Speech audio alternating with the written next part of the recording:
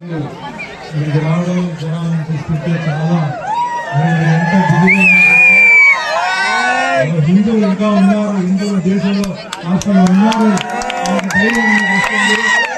ఎంత బిజీగా ఉన్నప్పుడు అన్ని పనులు ఉన్నప్పుడు మరి మీరు బోనాలు పండుగ చాలా సెంటిమెంట్ రావడం చూసి చాలా సంతోషంగా ఉంది. అయితే మెయిన్గా ఇక్కడ రావడం కారణం ఇక్కడ గురుస్వామి ఉన్నారు.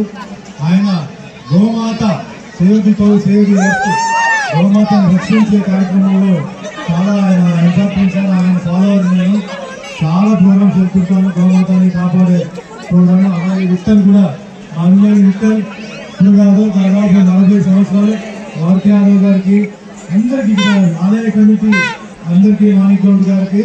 అదే మాదిరిగా ఈరోజు ఇంత బ్రహ్మాండంగా జరుగుతుంది అంటే ముందుగా పోలీసు వాళ్ళకి ముందు నేను ధన్యవాదాలు చెప్తున్నాను.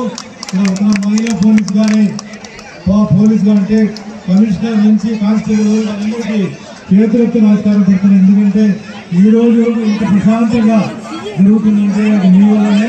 వర్షం వచ్చినా ఎండ వచ్చినా మీరు పాపం అంతసేపు నిలబడి ప్రతి ఒక్కరికి ఒక అవకాశం ఇచ్చి మీరు దర్శనం చేయడానికి మీరు అవకాశం కల్పించారు. మీ అందరికీ ధన్యవాదాలు. అదే మాదిరిగా వచ్చేసిన అందరికీ ఒకటే చెప్తున్నానండి, మన అందరూ హిందువులు, మనకంటూ ఏంటంటే మన దేవాలయం కానీ మన దేవత కానీ ఏదైనా సరే అది దాన్ని మనం వెళ్దాం.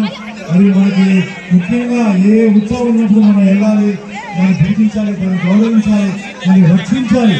ఈరోజు భారతదేశం ఏంటంటే అన్ని కులాలు అన్ని మతాలు చాలా ఉన్నాయి. అందుకే India is the holy land అంటారు.